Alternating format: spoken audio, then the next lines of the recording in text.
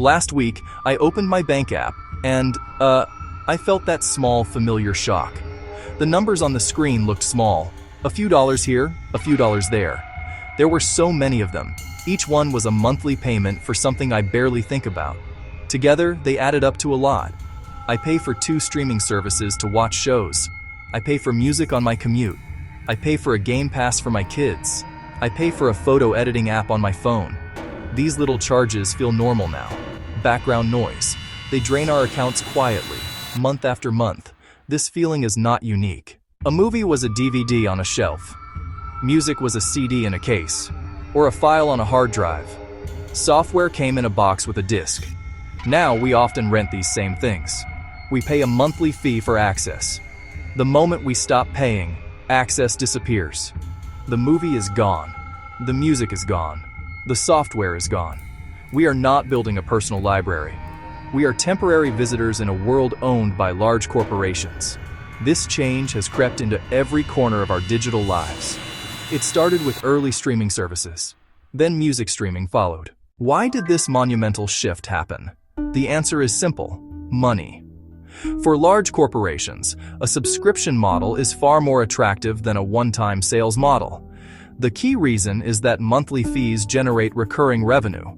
When millions of customers pay a small, predictable amount each month, the company receives a steady and reliable stream of income. This stability is a dream for any chief financial officer. It makes forecasting earnings easier. It makes planning budgets for future projects easier. It makes managing cash flow easier. A business built on single purchases, by contrast, faces uncertainty. Sales can be lumpy, big spikes during holidays, and long lulls in between. This predictability has a powerful effect on Wall Street. Investors love recurring revenue. It signals a stable business with a loyal customer base. A company that can show consistent subscriber growth can raise capital for expansion, for research, for content acquisition. Beyond the simple appeal of predictable income, subscriptions offer companies a host of other strategic advantages. One of the most significant is customer lock-in. Once a person integrates a service into their daily life, it becomes difficult to leave. Think about Spotify. Personalized playlists, discovering new artists through algorithms, saved albums and libraries. The thought of starting over on a different platform is daunting. The service becomes sticky. Switching to a competitor like Apple Music feels like too much work. This inertia keeps subscribers paying, even if prices rise. Subscriptions also provide companies with an invaluable stream of data. A one-time purchase is a single snapshot. A subscription creates an ongoing data feedback loop.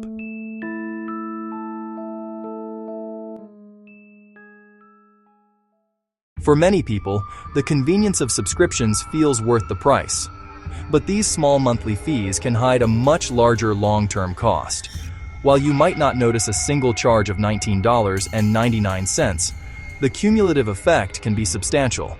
A recent report found that the average American pays for nearly 3 streaming services. With prices continuing to rise, that can easily add up to over $500 a year for streaming video alone. Add in music, gaming, news, software subscriptions, and the total can quickly reach thousands of dollars annually. It is a slow financial drain that many people underestimate until they sit down and do the math.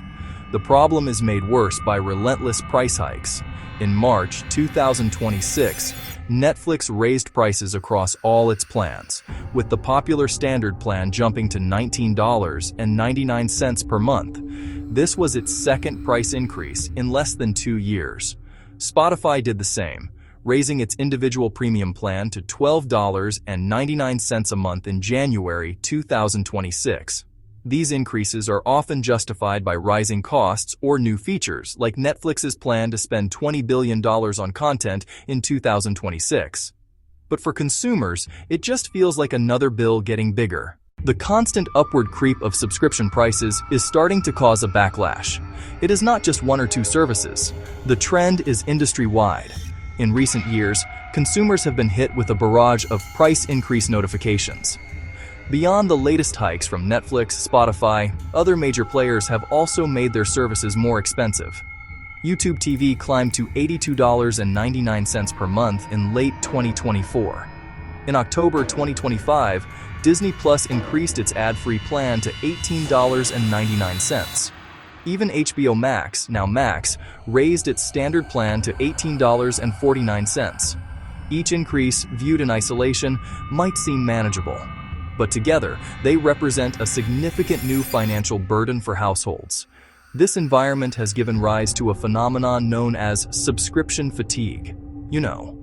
Consumers are growing tired of juggling multiple subscriptions, tracking different billing dates, absorbing endless price increases.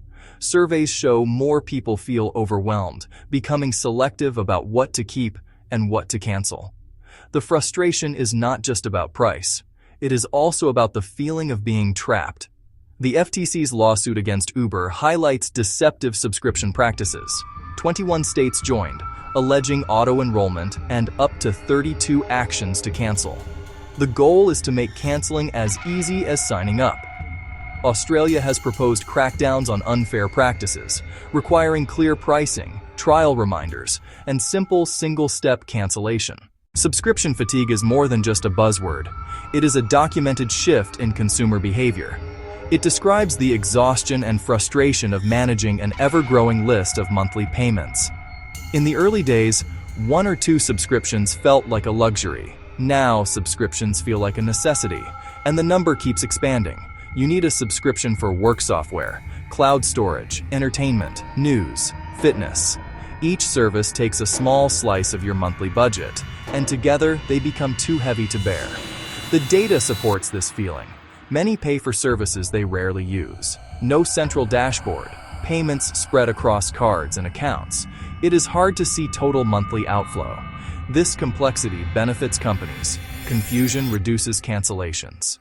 As prices climb, people make hard choices.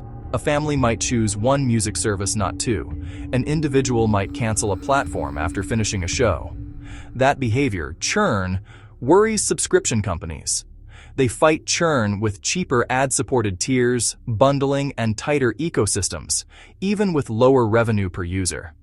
The psychological toll is real. Constant value checking, guilt for unused services, stress from rising bills. What should be simple becomes anxiety. The promise was simplicity. The reality is complexity and pressure. Now the pendulum may swing back. People want to simplify and reclaim control. Feeling overwhelmed by your monthly bills is a common problem, but you are not helpless. You can take clear, practical steps to get your subscriptions under control. The first and most important action is to conduct a subscription audit. Go through your bank statements, credit card statements from the last 3 months. Use a highlighter. Make a list of every recurring charge. You will likely be surprised by what you find. This list is your new battlefield. It shows you exactly where your money is going each month. Once you have your list, it is time to make some decisions. For each subscription, ask, do I truly use this? Is it worth the cost? Be honest. If you have not watched anything in 2 months, you probably do not need it. If you haven't opened a fitness app in weeks, let it go. You can almost always resubscribe later if you change your mind. Eliminate waste and keep only services that provide consistent value. Set up a system. Put a recurring reminder every 3 months to review subscriptions. That check-in will catch new services and free trials about to convert to paid plans. Consider a subscription management app. It helps track recurring payments in one place and makes canceling easier.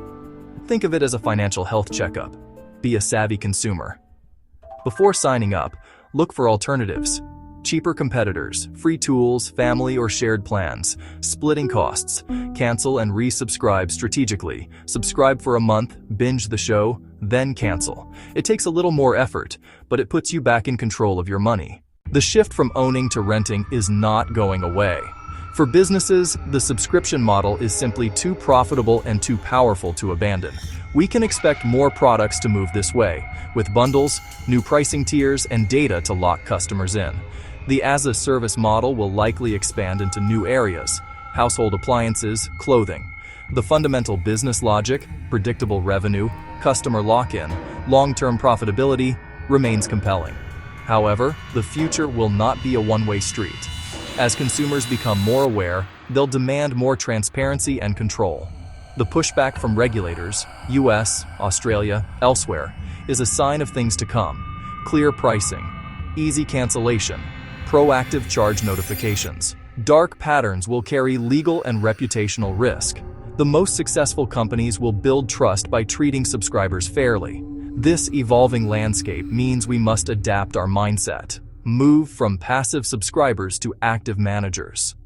Approach every subscription with a critical eye. Always read the fine print. Understand the cancellation policy. Use free trials wisely. Set a reminder to cancel before you are charged. Treat subscriptions as deliberate choices to better manage their impact. The goal is to make these services work for us. The future will likely be a hybrid. Some things worth owning, others better to rent.